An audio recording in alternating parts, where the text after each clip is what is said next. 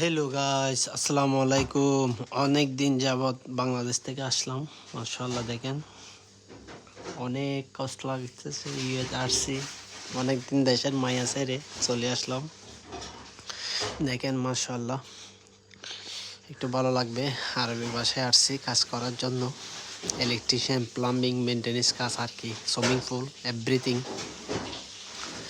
দেখেন ঘরটা কমপ্লিট হওয়ার পর, পার্কিংটা কমপ্লিট হওয়ার পর অনেক অনেক সুন্দর লাগবে। মাশাআল্লাহ দেখেন, দেখার মতো একটা জায়গা।